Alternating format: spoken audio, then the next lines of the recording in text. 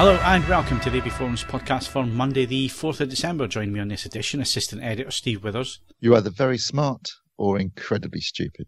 News Editor Mark Hodgkinson. I need sugar, I'm getting cranky. Audio Reviewer Ed Selley. Brave new world out there, at least it better be. And special guest Mark Botwright. I do a little cross-dressing on the weekends. I'll tell you what, the state of the acting's just gone straight downhill. I mean, what is it, guys? I mean, you were excellent a couple of weeks ago. I'm learning my panto lines. I'm sorry, I haven't got any spare capacity at the moment. You're in panto? My bollocks! I've had to do one Christmas concert with my wife. Oh yes, he is. To be fair, I mean that is a cross-dressers. You know that is the most acceptable time of the year for cross-dressing, isn't it? I don't know, Ed. You obviously have experience of this. I have experience of panto, not experience of cross-dressing. You know, although I do have quite convincing tits, so you know maybe I'm missing out. Yeah, so we enter December. 'Tis the season to be jolly. Tra-la-la-la-la-la-la-la. Ebenezer Hinton is upset. At least I think people have taken the hint and not sent me any Christmas cards. Although advent calendars, I'm quite into advent calendars, especially if they've got chocolate in them. Send them. Have you seen the pork scratching one that No, I don't like. does? Don't like pork scratchings. What the hell's got wrong the with Lego you? one? Pork scratching Christmas advent calendar. I'm sorry, that's the greatest invention I've seen since the wheel. Yeah, but pork scratchings is a very specific snack. It's a bar snack. No, Yeah, I think so you're- does it come with beer as well then, Ed? well, Ed's always got beer on hand. I've always got beer on hand if I need it, but no, I think you're underselling the pork scratching there. It's something it's for all seasons. There's the farmers market near my parents. There's one guy that sells them, and they've been treated in Naga Viper chilies, so you get a massive endorphin and fat rush at the same time. They're just the dirtiest, best snack food in the history of the universe. That sounds good, actually. I know, they're fantastic. The only problem is if you eat the whole bag, you get kind burns of a hole through your stomach. it makes a mess. Yeah, got to be honest. But it cleans you out good and proper, and you will. If you think you have a head cold, you won't after eating a couple of those. There is nothing that clears the head faster. So health and vitality tips by me there. Yeah, interesting. What was that? I've lost my train of thought now, Ed. Thanks for that. Christmas something or other, blah blah blah, Advent, blah blah blah, atom bomb, blah blah blah. I had my first currywurst the other day at a Christmas market. Ooh, Any good? Currywurst. I love currywurst. Absolutely lovely. But the bloke gave me a bun as well, and I didn't know what I was supposed to do with it. Oh, I've never had a bun with currywurst before. It's because he was, serving just regular hot dogs and stuff like that as well, and so he gave me the bun as well. So I kind of sat down thinking, well, do I kind of pour it into the bun, or do I, or is that just to kind of like mop it up at the end? Or if you're doing currywurst properly, then it's just chips, sausage, and curry powder and tomato sauce. That's currywurst done properly. I didn't get chips. Oh, Well, you haven't done currywurst then? Seek a refund, mate. Well, he sounded foreign.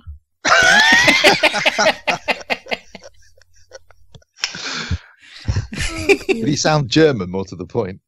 Well, maybe a bit more Turkish or something, but it still looked pretty authentic to me. There was a plastic spoon in there. Yeah, that's right. Yeah.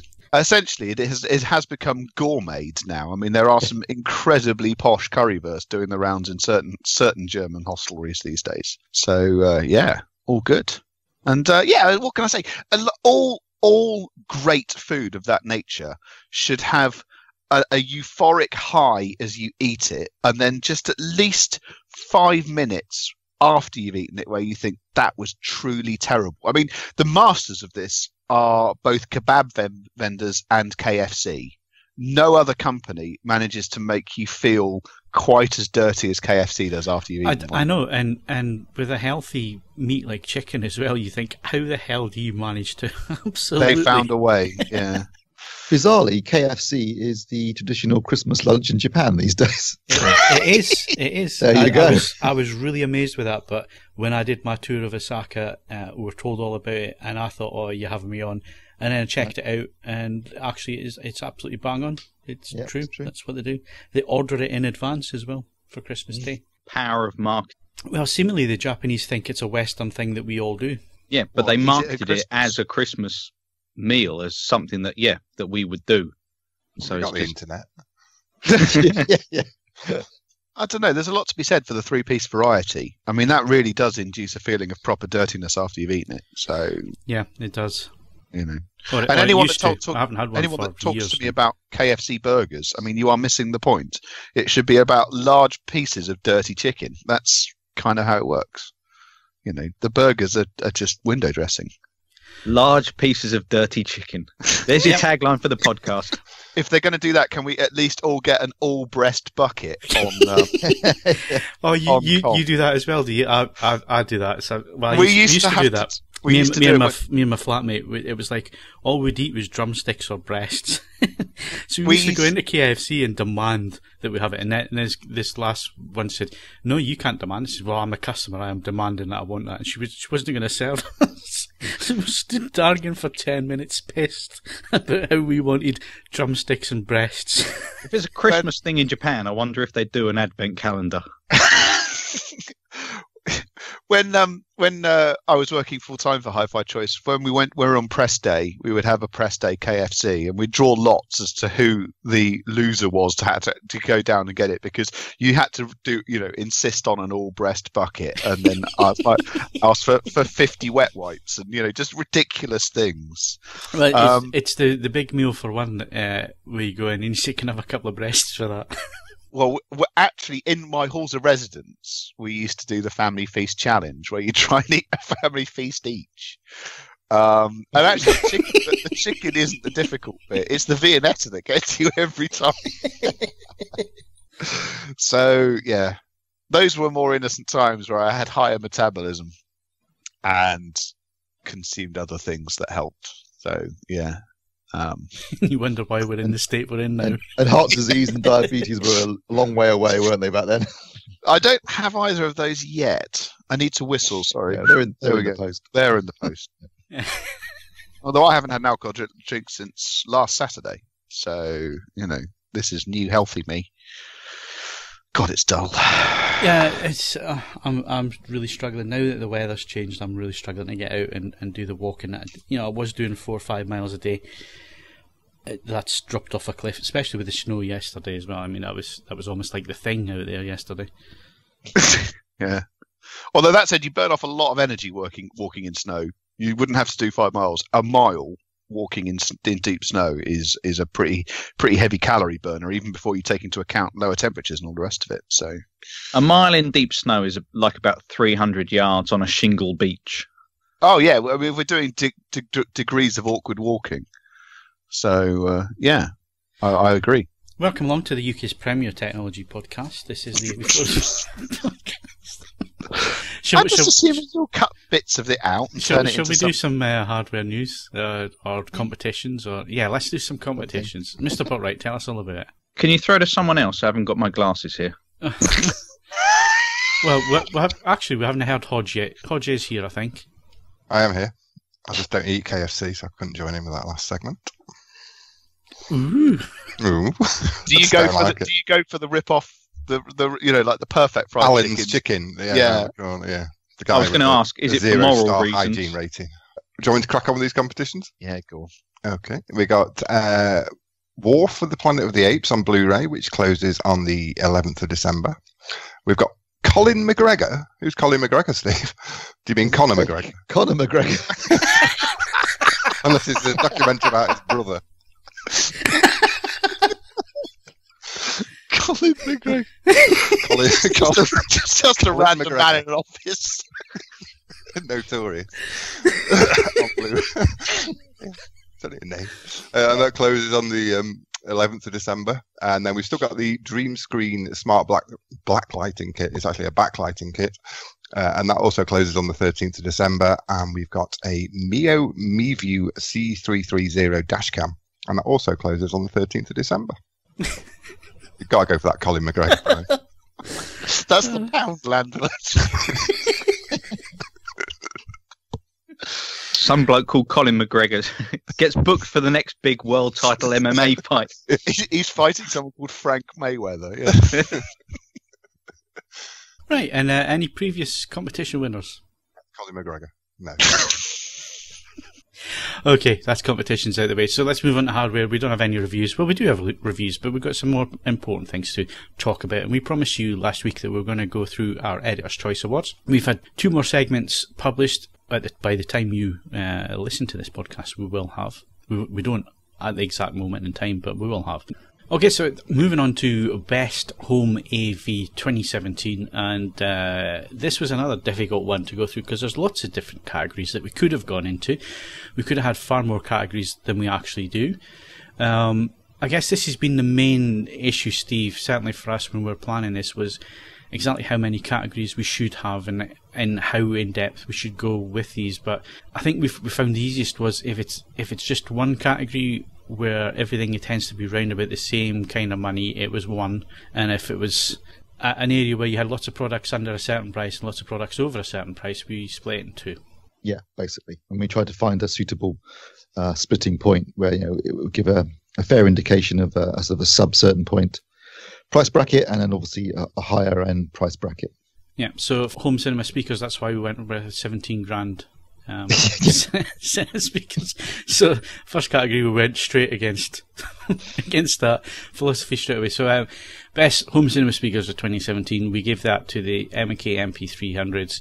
I'm still using them as a reference set of speakers. They are absolutely blisteringly good, and up against the competition, well, they just swamp everything. Yes, they are expensive, really expensive when it comes to home cinema speakers, but you're getting that performance, and they are used in professional environments, and you can see why they're used in professional environments, because they have a really neutral sound. You put crap in, you get crap out.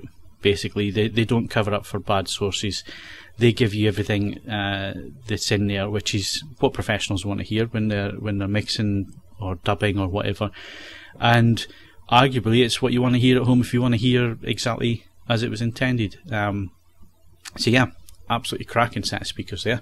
So they get our Editor's Choice Award for Best Home Cinema Speakers 2017. Well done, MK. Right, Steve, Best AV Receiver. Yeah, Best AV Receiver. We've gone with the Denon AVR X4400H, which I've got to say, if you're looking for a competitively priced but very competent and also feature-packed receiver, then this is the one for you. I've always thought that Denon deliver quality products year in, year out.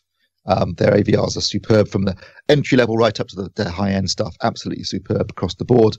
They generally have plenty of power. This has got 9 channels built-in amplification, but it goes from sort of 7 up to 11 channels currently, depending on which model you choose. But this is the one we chose: 9 channels built-in amplification. Every feature you could possibly imagine, including a few that I didn't even think were possible, because this actually will have an upgrade next year, so that it will be able to do enhanced ARC, audio return channel, which means you can send lossless audio back to it from another source over HDMI. So that was a feature that I thought was only for HDMI 2.1, but apparently not. Apparently you can do. So it does show you that certain things that are technically under HDMI 2.1 possibly can also be done under HDMI 2.0, depending on what chipset they've used. And this is a good example. So it's going to have eARC next year. It's also got support for hybrid log gamma. It's got support for Dolby Vision.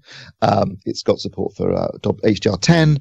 It's got wide color gamut support. So as a source for audio and video, you've got all your video sources can go through it. You can have no problems there. And in terms of audio, of course, you've got Dolby Atmos and you've got DTSX. And new this year, it comes with Auro 3D included free of charge as well. But you used to have to pay for that in the past. So it's got every single sound format. It covers every single video format. It's nicely designed. It's got a really well laid out back panel for all your connections. It's got a well designed remote control. It's got a great menu system. It's an absolutely cracking AV receiver with everything you could want, easy to set up, and it's my winner of Best AVR of 2017. You tell Steve's been off for a week and hasn't probably been talking to many people. If we're going to do all of these, Steve, you might want to rein it in a bit. get punchier. Yeah, edit yourself. That'd be good. Yeah, give people something to go and read. So anyway, best soundbar under £1,000 for 2017. Really competitive market, this one. There's a soundbar for every pocket out there, every scenario. And we did include sound bases under the soundbar moniker here, basically because they're a dying breed, but still Some manufacturers are still producing them. Those are the ones that the TV sits on. So this was really quite difficult. We've seen plenty of these this year, but our choice went to the £299 Q Acoustics M3, and basically because it really lived up to the Q Acoustics brand trend, which is high performance audio at very, very reasonable outlay of money. And I have to say that the M3 did that. Really simple to use, really simple to set up, and the payoff was absolutely brilliant sound quality. So it wins our best soundbar under £1,000, and then our best soundbar £1,000 and over, Steve. Samsung HWK950, which is their Dolby Atmos soundbar. So you get a full 5.1.4 Atmos system. You've got the 3 channels at the front, subwoofer, wireless sub, got 2 upward firing drivers at the front, and you also got 2 wireless rear speakers with upward firing drivers as well. So genuinely a full 5.1.4 Dolby Atmos setup, bouncing the sounds off the ceiling, obviously. A lot of the soundbars you'll see, claim to deliver this sort of thing, but a lot of it's done via bouncing sounds from the front, or they just are like a sort of a 3.1.2 system where it's all at the front, and you tend to find there's no sense of immersion. But this is a proper 5.1.4 system, and it works excellently, and it's really well made and really well designed. Plenty of features, lots of HDMI connections. I love it. So that's my winner. Okay, so that's soundbars out of the way. So moving on swiftly with the remaining Home AV awards. Best Subwoofer 2017. It's one of these products that when you find the one that's going to match in with your system, your room, and what you need, you tend to hold on to them for quite some time. How old are your subwoofers, Steve? 5 or 6 years, I think, at least. Really? Not as long as that? Okay. It's 3 years old. I'm without a subwoofer these days, I'm afraid. Okay. It's about 10 years old. It's on the landing at the minute. I'm not sure that's the best place to put it, Mark. It's not. It's not Wide field. Okay, so yes, it's one of those areas where certainly going by those of us on the podcast who don't change our subwoofers very often once we've found decent ones. I'm assuming everybody's running one. Steve, you running 1 or 2? 2. Okay, and I'm running 4. 1 in every corner.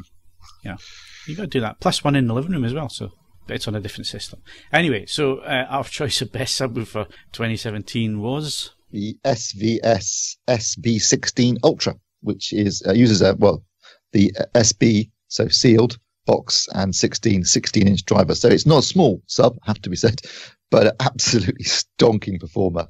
It can go really, really low, but in a nice controlled fashion. Nice, really responsive, tight, fast bass. You can control it from your phone, which is really great for sitting there in the sweet spot and controlling the sub.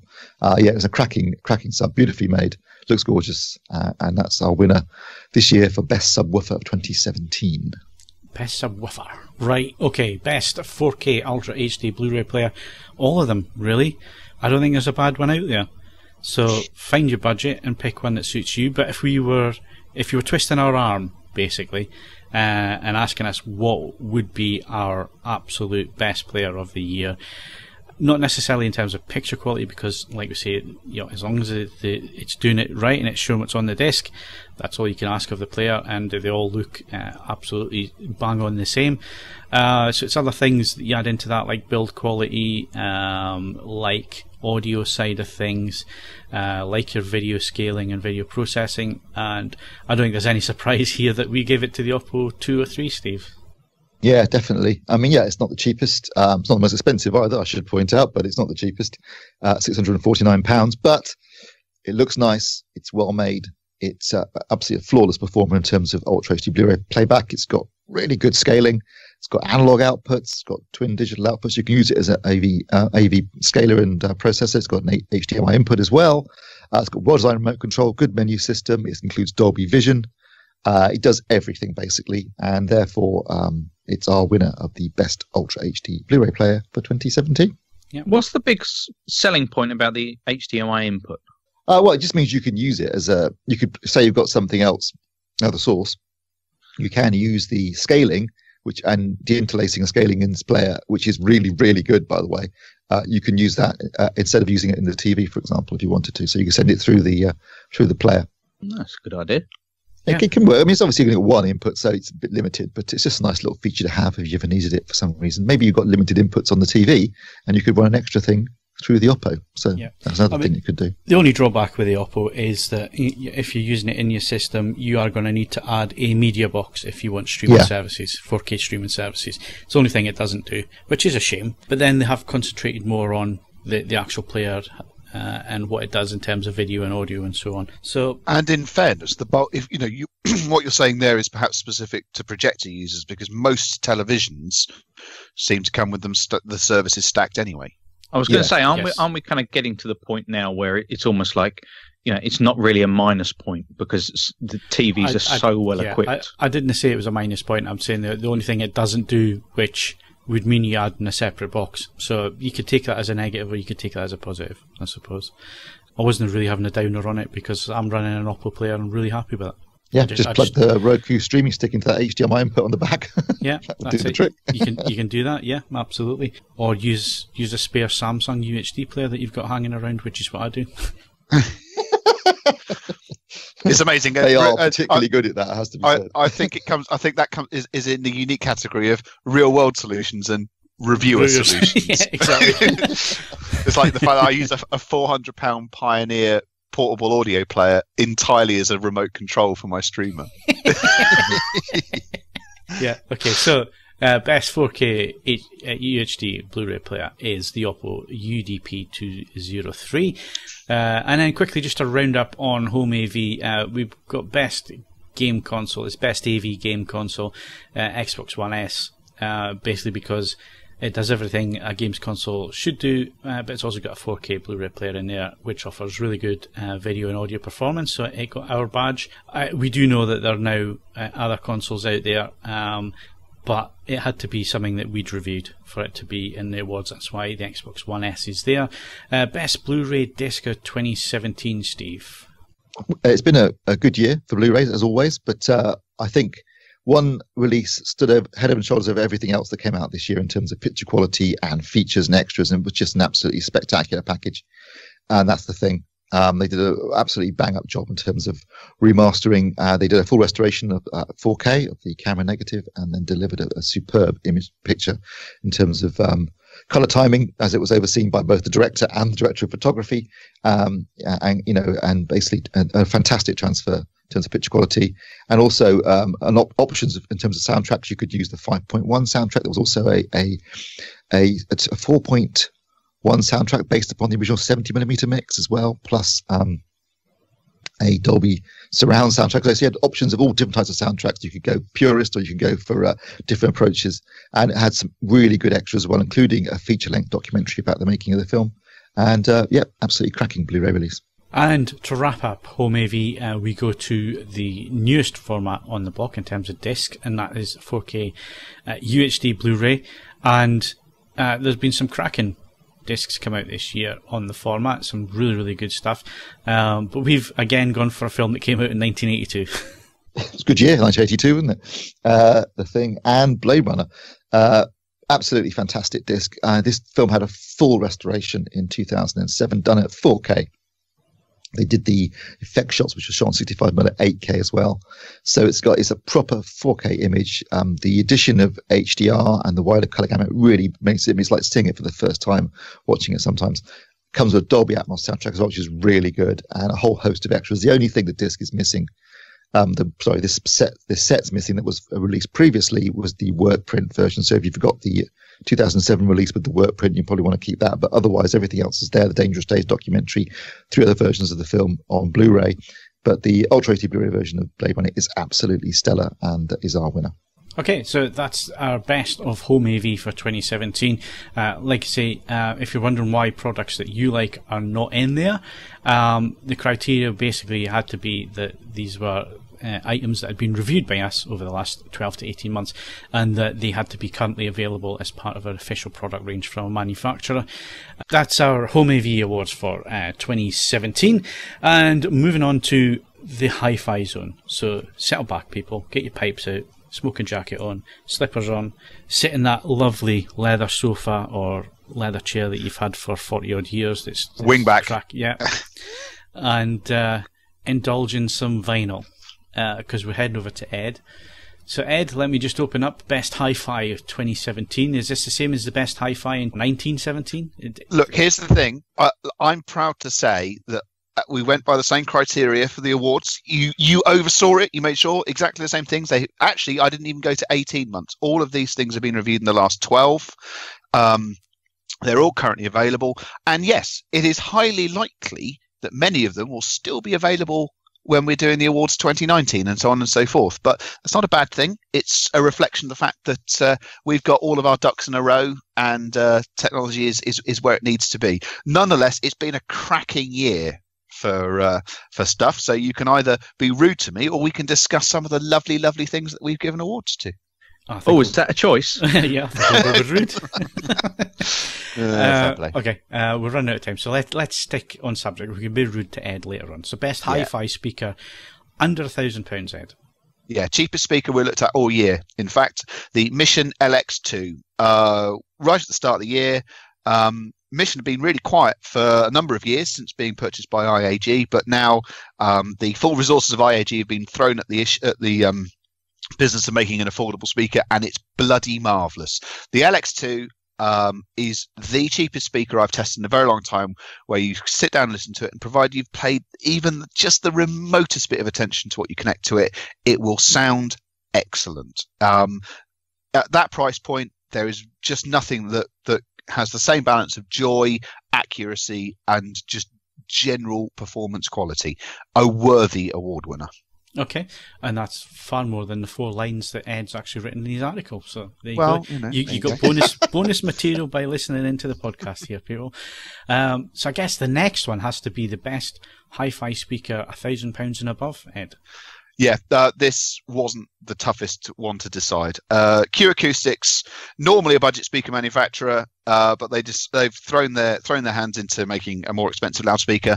The Concept 500 is just an outstanding product. The only proviso that you need to make in terms of selecting it is that you need to have a bit of space for it, and you need to have top quality partnering equipment. If you humour it with those things, it does things that no other £4,000 speaker I've yet listened to can get anywhere near. It is just outstanding. Certainly well over £1,000 there then, at £4,000, which for Q Acoustics is out of their comfort zone as well, Ed. It is, but the actual physical construction and quality of the speaker, you don't feel shortchanged. And just as I say, to find a speaker which definitively outperforms it, you are looking at adding at least another £3,000. Certainly in the conditions in which I've tested it. So, that's all I'm saying. You may subjectively prefer a rival, but in an objective sense, this is a truly outstanding loudspeaker. And I guess when it comes to hi-fi, this is essential. A turntable these days. You're not hip if you don't have a turntable. So there's plenty out there, which seems strange for 2017. That there's plenty of turntables out there for you to choose from. There was a time in the late 90s and early 2000s where you never saw a turntable. It was something you bought second hand. So best turntable under £1,000 in 2017, Ed, is Project Essential 3. Had a bit of an over this one. There are some other candidates that we looked at over the 18-month scale, but the Essential 3, and I think I've said this in an earlier podcast, this is the most affordable turntable I know of, which you can buy. It performs superbly out of the box, but it's got a bit of stretch in there if you want to tweak it, do some upgrades, so on and so forth. Project essentially took everything that was right with the Essential 2 and then dealt with all of the bits that were less desirable. It is a sensationally good product for the asking price. That asking price hasn't gone up despite all of the messing about the currency and the rest of it. It remains a stone cold bargain. And if you really want to get started into vinyl, that's the best place to start looking. How much is it? £239. Okay, so well under the £1,000 that we set there. So best turntable, £1,000 and above, Ed, and this is a controversial one. This one was harder to work out because in many ways the Technics SL1200 GR had many of the arguments. In the end, I went with the Riga Planar 6, despite as someone will inevitably point out in the comments, if you buy it without a cartridge, it costs less than £1,000. But we have given it as the Planar 6 and Ania cartridge as sold together by Riga, because for £1,398, I simply do not know of a higher performing analog front end. It is a real taste of what analog is capable of at an almost sensible price point. I mean, it's still, when we step outside of our comfort zone, that's still quite a lot of money, but it's just ridiculously good. I ended up living with a Planar 6 for quite a long time because it was here when I broke my leg, and I couldn't put it back in its box because that's a surprisingly complicated business, and I certainly couldn't set up another turntable. So I spent the best part of 2 months with it as my main vinyl front end, and it was fantastic all the way through that. It's a genuinely sensational product. But ugly. It's not Riga's prettiest effort, but there is a reason it's that color. That it's it's down to the materials that have been used. It's one of those things. Ironically, it's not as pretty as its little brother, the Planar 3, but it is better, a lot better. Okay, so that's turntables taken care of. If we want to move into where we are now, 2017, and some new products, the big trend this year, Ed, has been all-in-one systems. It seems that all the major hi-fi manufacturers have suddenly cottoned on that, well, in the days of digital audio and streaming and so on, we don't necessarily need to have separate sources. No, absolutely not. And as I've said in a couple of these things now, there is a strong argument with a number of these all-in-one systems that there is simply nothing. I cannot recommend you a selection of separate equipment for the same price that does the amount of things that these things do as well as they do it. So the compelling argument for separates has been essentially partly nullified by how good some of these things are. And one of the products that just took that idea and ran with it was the name Unity Atom. Effectively, let's save some time here. We looked at a lot of £3,000 plus all-in-one systems over the last 12 to 18 months. The name is £1,500, and it goes toe to toe with those. It is an absolutely outstanding product. It sounds phenomenal. It's a fabulous piece of industrial design. It's got the features which are genuinely real world and useful. And it's just a lovely, lovely thing to actually use as well. It's a really cracking product.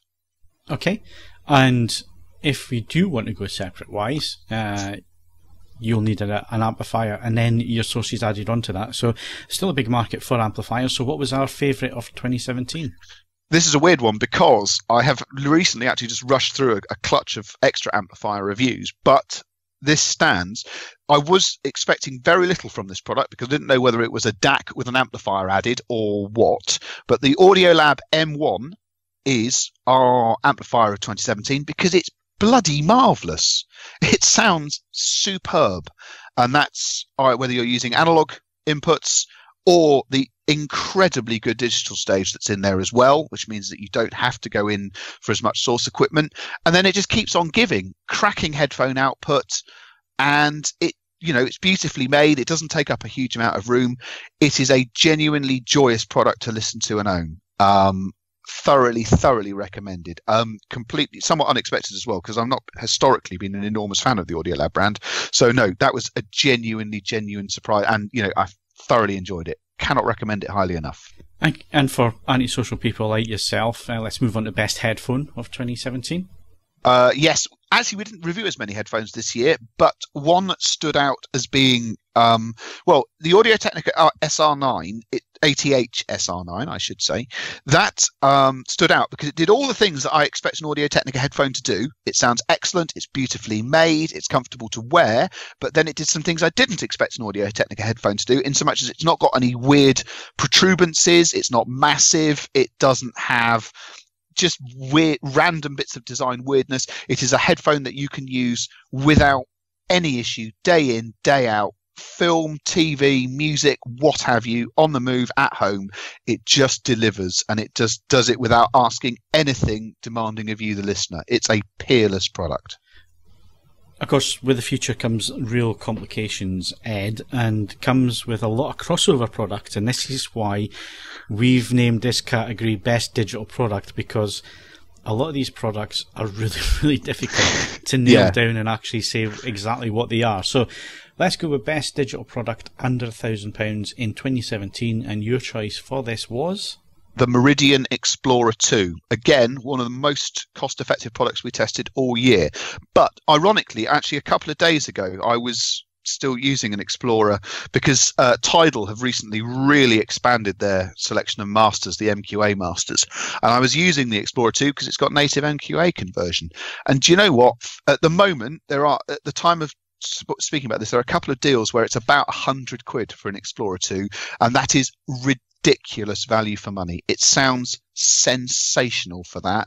And if you've got a Tidal subscription and you don't have an Explorer 2, just as you know, even if you have more expensive products, it's worth having one, simply because Meridian's relationship with MQA is the tightest of the lot. They are two cheeks of the same arse, for want of a better description, and that is just, it's a if you like, it's just a peerless technology demonstrator. It's a cracking little thing. Okay, I love your way with words, Ed. And Best Digital Product, £1,000 and over. Yes, this wasn't so hard to choose. The Hugo 2 does everything that the original Hugo did, and the original Hugo remains a monumentally good product. What Hugo 2 does is, it, again, like the Audio Technica, it tones down the weirdness. It's much more user-friendly. Chord has better thought out how you might use its functionality, and it just sounds ridiculously good. I said in the original review, if you prefer something else, all that is basically a subjective preference for coloration or a slightly different sort of presentational style. It is a ferociously accurate product and just sounds truly outstanding. You know, obviously I love my vinyl and all the rest of it, but just it staggers me just how good digital can be if the material's been sympathetically handled and then you've got good decoding for it. You don't need to spend as much as the Hugo 2, but if you have got the wherewithal to do so, you will not be disappointed. Okay, that's just about all for the Hi-Fi of the year, apart from your product of the year. And when it came to doing the categories, Ed, a lot of the thought with the categories was that we didn't want the same product winning over and over and over again, because that's pretty boring. We want to not necessarily spread the love, but we want to give people enough choices in various areas for them to actually go away and think about what it is that they're going to buy, rather than us just saying this product here is the absolute best and nothing else measures up, because that's not true. There's no one product that suits absolutely everybody. It's the same with TVs, it's the same with Hi-Fi, it's the same with home AV. There's lots of different products that fit different niches, that fit different lifestyles and different ways of doing things. So you're not going to have one product to rule them all. But in your case, you do. Not exactly. Obviously, there are lots and lots of different categories. But as I say in the copy, I've only given one perfect score this year. I've only given one reference badge this year. Which meant was it to pork scratchings? Well, I haven't reviewed them yet. That's a Christmas thing. Ultimately, I couldn't not give the Q Acoustics Concept 500 product of the year, because it is, you know, as you in jest, I know, but we have to be completely honest. I deal almost exclusively in mature categories. It's very rare that something comes along where you sort of think, actually, this is shifting and changing the rules of the game. But that product, the Concept 500, genuinely does change the rules of the game. It takes technology we haven't seen before, or rather, it uses existing technology in a way we haven't seen before to create a speaker which, you know, again, this comes down to, you know, I don't have a Rec 2020 standard to work off, but my God, I have seen measured performance responses from the Concept 500, and they are truly outstanding. This is, in every sense of the word, a reference product, and I stand by its perfect review, and I will, you know, and that's why it is my product of the year. I mean, ironically, yesterday another product arrived, and I'm not saying anything more about it at the moment. Another product arrived where I am now will have to scratch around going, I need to try and find something wrong with this product, because it is, again, by all measurable sense of the word, perfect. So it happens once a year or so, because it was only 11 months ago that the Concept 500 turned up for review. So if I see one perfect product a year, I'm happy with that. Okay, so that's it for our Editor's Choice this week. Still to come, Editor's Choice wise, we have Best Projectors of the year, split into different categories there, so that is upcoming probably in the next week. We'll probably talk about that next week's podcast. We'll probably wrap up on everything, because we've also got AV streaming services and devices, so Hodge is going to have to be on next week's podcast for that one, because that's his department. You going to be here, Hodge? Yeah, I might speak as well. Okay. And wrapping up the Editor's Choice Awards for 2017 will also be Best Tech and Mobile, which is quite a short category to get through. Although it'll be Steve presenting that one, so we might be here for an hour. Who knows? So that's all coming up in next week's podcast. And keep an eye on the homepage, because we will be publishing those probably before we go to air or at the same time. Right, so moving on, it's movie news next.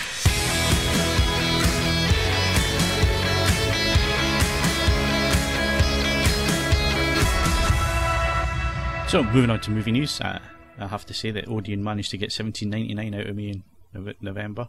Oh no, they didn't. I went to the cinema. You saw Justice League. I'd rather forget about it. I'd rather just give them the money, actually. I saw it too last week. What? Even after my review, you went and seen it? Yep, absolutely. I had to see what happened, because it's like watching a train crash. It's brilliant. Because they clearly shot one film and then tried to turn it into something else. Exactly. And very badly, I might add.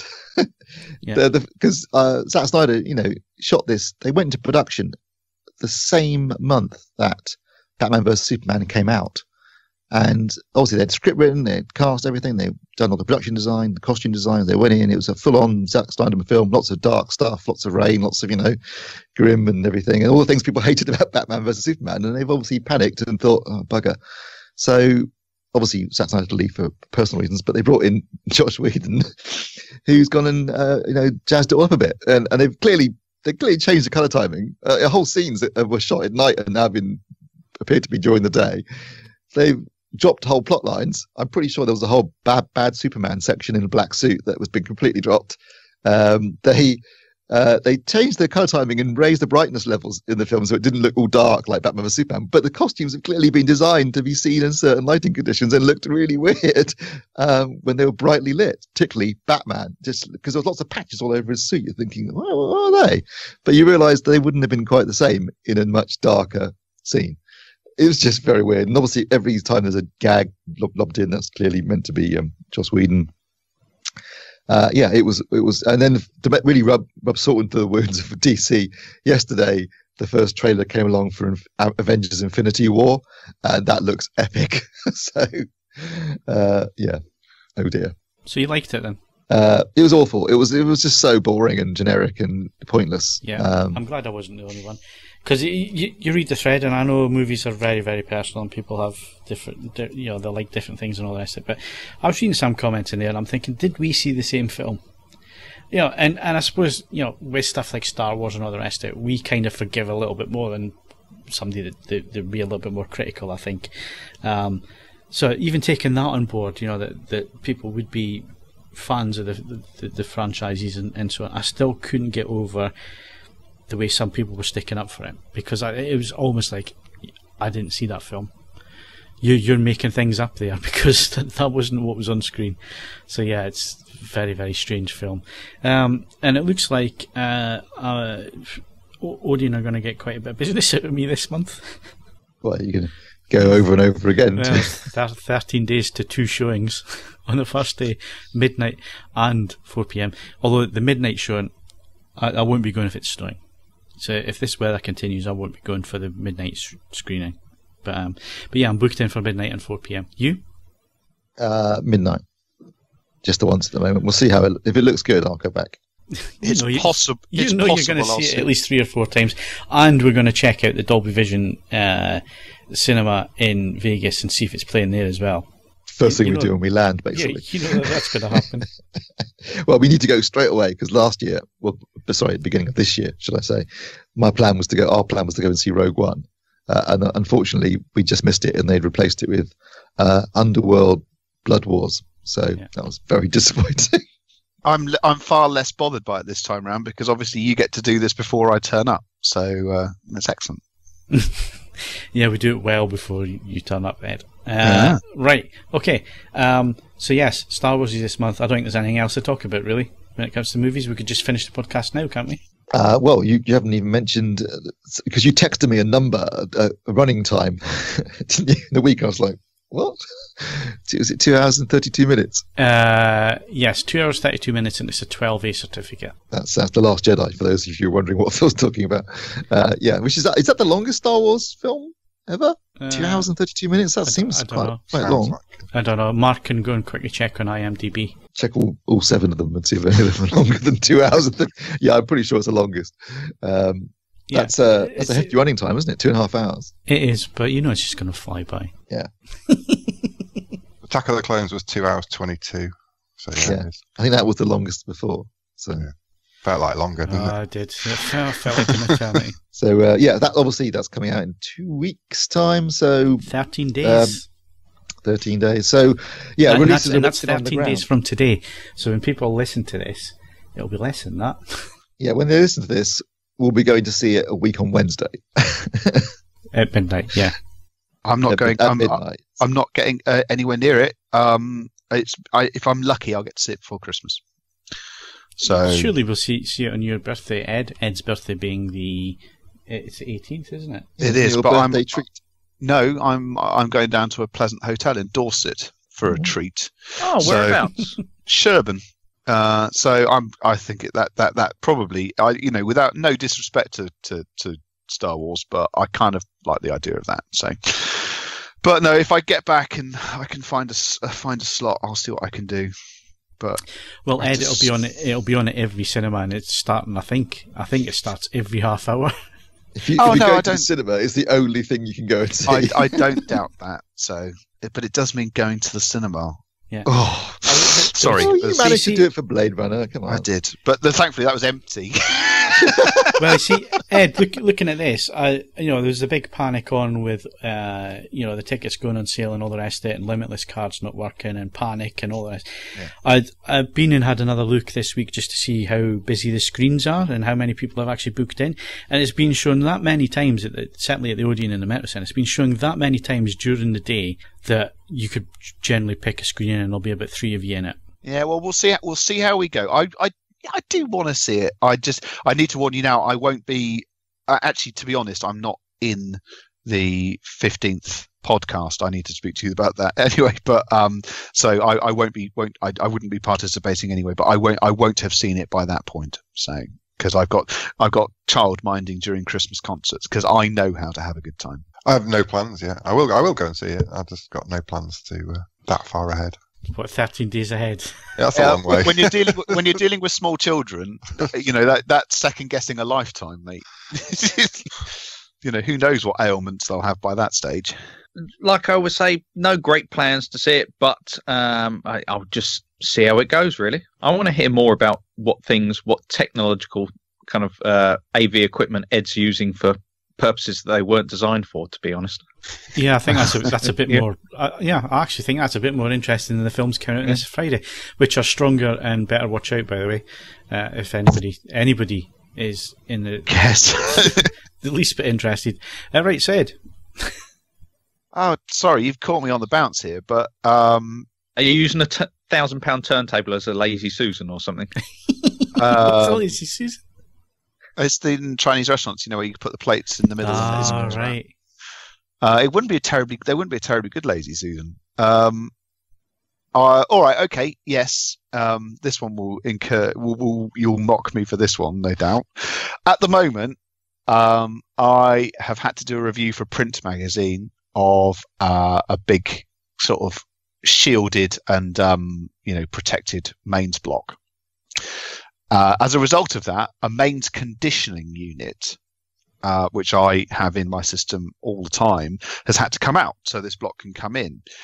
never want to miss an opportunity. My wife is currently using a £1,300 HiFi mains conditioner to run Christmas lights in the conservatory. Do they run well? Oh, you should see Colours them. so beautiful. Just the colours are vibrant, and there's absolutely no flickering or interference. But yes, there's a £1,300 mains conditioner being used to run Christmas lights in my house at the moment. I've got 2 Freeview PVRs stacked on top of each other, so I can put a TV on top of it in the bedroom so we can see it.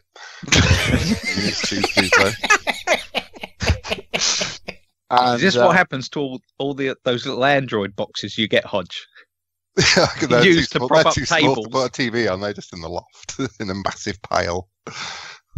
I suppose the other one, it's not so much misuse of equipment, but it is systemic of how I live these days. I was at the Soft Play Centre on a Saturday morning a couple of weekends ago, and I had my laptop out, listening on a pair of earphones.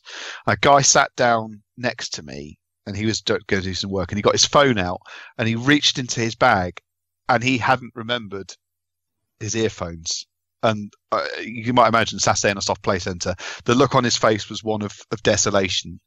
So I said, do you need to borrow a pair of earphones? He goes, yeah, but I've only got my iPhone. It's only got a lightning connector. I said, don't worry, my spare pair comes. So he goes, what? So you bring 2 pairs? I go, yeah, at least. And he goes, and one of them has a lightning connector. And he goes, I went, yeah. And it was actually the Audesy iZines that I've reviewed for AVForums. And we've got the app downloaded to get it running on the lightning cable.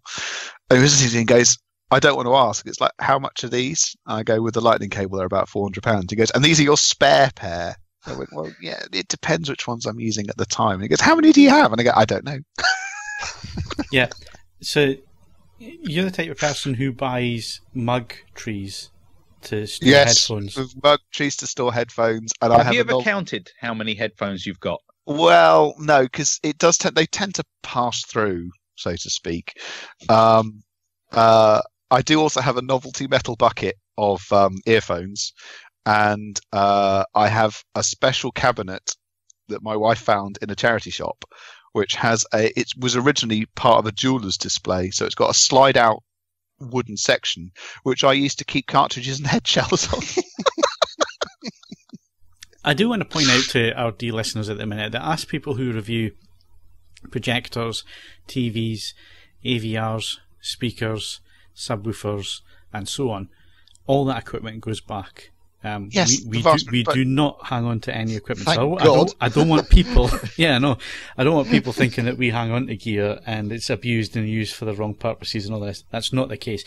What you're usually talking about are products that have been in direct human contact with the reviewer, and Yes. given that we're all unhygienic and unpleasant, do you really want my sloppy earphone seconds? The answer is no, you don't. I just thought I'd better answer that correct because that was going to be the first thing No, that would get absolutely. posted. However, all I the would like equipment to goes add back.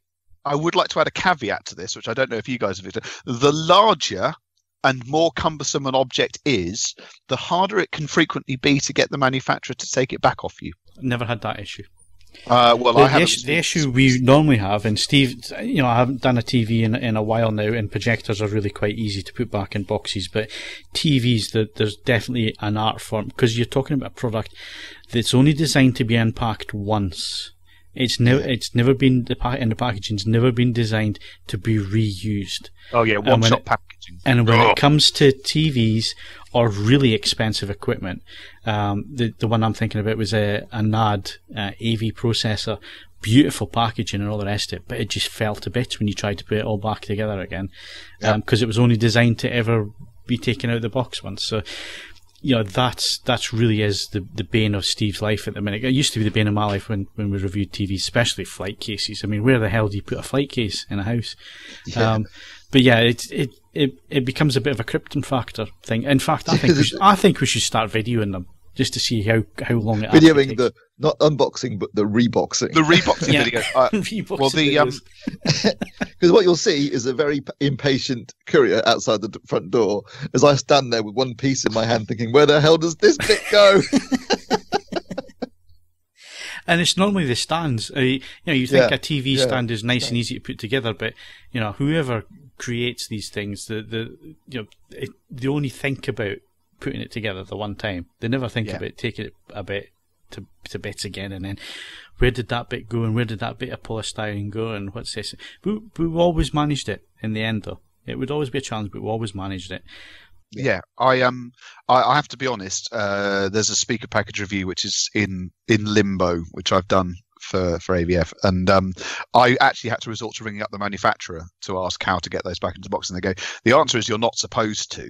It's one trip packaging, but if you absolutely need to, we find that ramming an umbrella into the end of the box to move the polystyrene liners and then just sort of dropping the speaker in is the best you can do. It's like, thanks, that's good. That sounds excellent. I like that they stipulated umbrella, like they tried several things beforehand. Well, the irony is actually I ended up using one of the crutches that I still had lying around. But to be fair, people are more likely to have an umbrella kicking about than they are a crutch. You know, provided that you can like walk and use steps, unlike me. So, but yeah, it's the nature of things. You know, packaging is expensive, and the drop tests that you go through now are quite significant undertakings, and the easiest way to pass it is with one trip packaging, because packaging that will survive multiple drop tests is really quite spendy.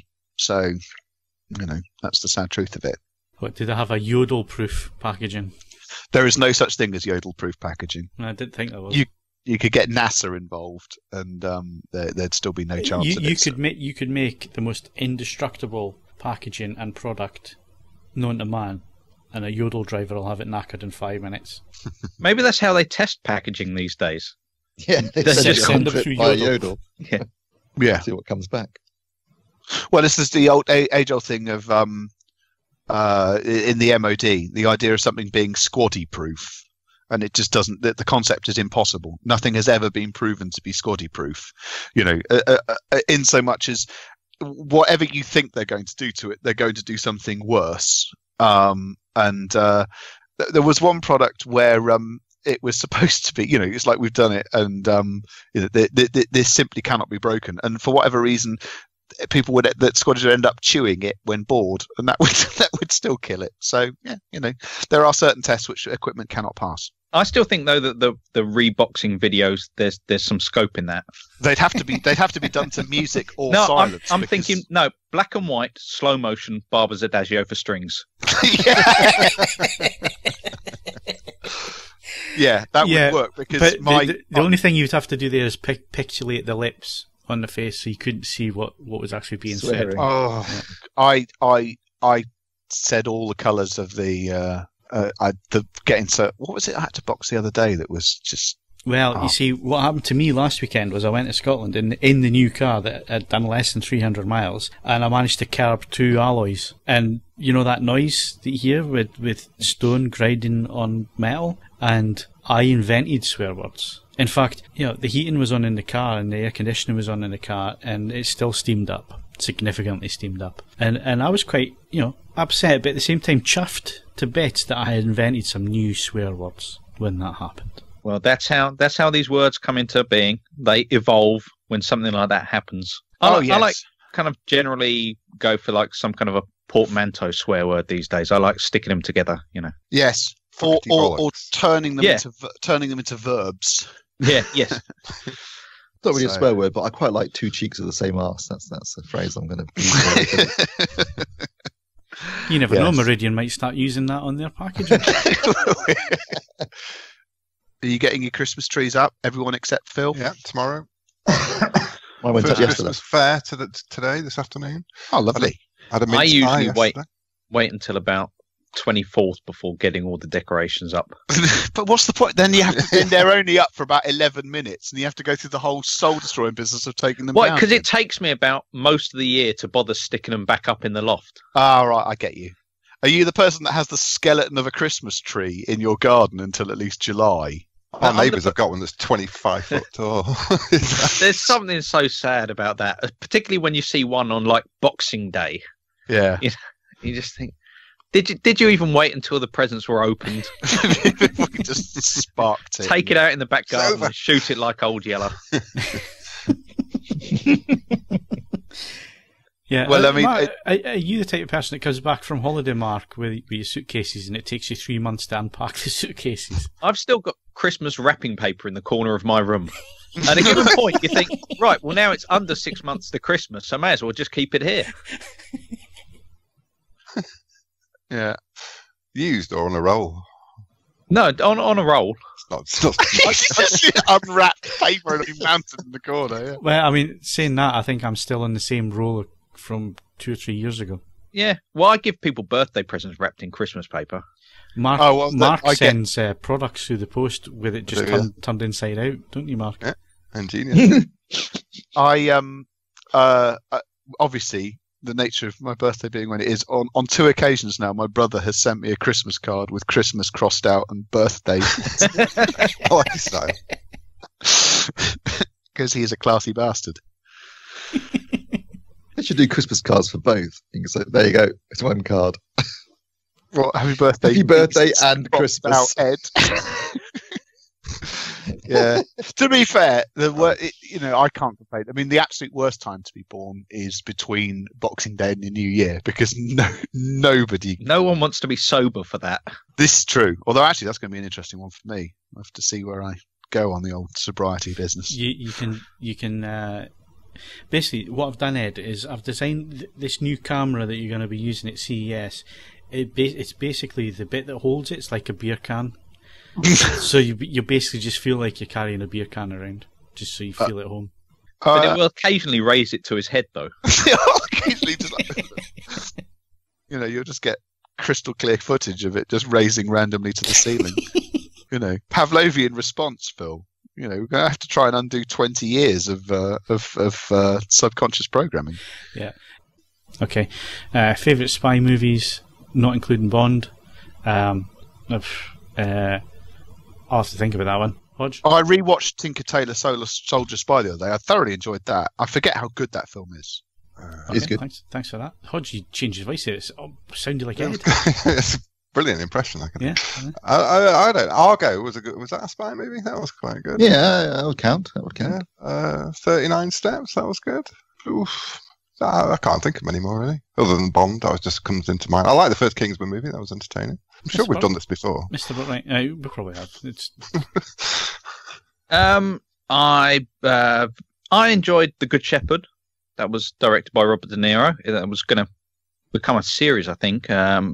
It's got its problems, but I very much enjoyed that one. Go back a bit further to The Spy Who Came In From the Cold. You got all the Michael Caine as Harry Palmer movies. Oh, yeah. Okay. And if you want to go back even further, I still very much enjoy. I like all the old Basil Rathbone Sherlock Holmes films and Sherlock Holmes in Washington. It's kind of 1943 propaganda era film, obviously not based on the works of Arthur Conan Doyle, but I like any old black and white spy movie that has a microfilm, because that used to be just the key plot point for everything. Where's the microfilm gone, Microdot. I honestly, genuinely think that the best spy film ever made, and keeping it in the same vein as Bond, but being completely and utterly way jumping the shark, is True Lies. Yes, I don't believe that's desperately representative of actual espionage, but it's a thoroughly enjoyable film. I thought that was the point, was it not? I mean, if you want something that's gritty and realistic, then Munich. Yeah, that's a good one. And then if you want something from the 50s to 60s, I'd probably say something like North by Northwest. I know it's a kind of mixed identity thing, but it's still based on the whole spy thing. It's got spies in it. It's got spies in it. Yeah. I would have loved to have seen an aging Roger Moore try to jump a horse between 2 skyscrapers.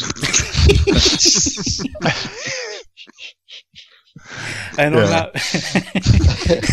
on that equestrian bombshell, that's it for the podcast this week. My thanks to Steve Withers. I don't hit senior citizens. Mark Hodgkinson. I'll be back to get my blender. Ed Selley. If you live another day, I will be very impressed. And Mark Botwright. Mummy, I want to go home. Don't forget, you can follow us on Twitter and Facebook, bookmark AVForums for latest reviews, news and video, and of course leave us a 5-star rating on iTunes, but only if you enjoyed the show.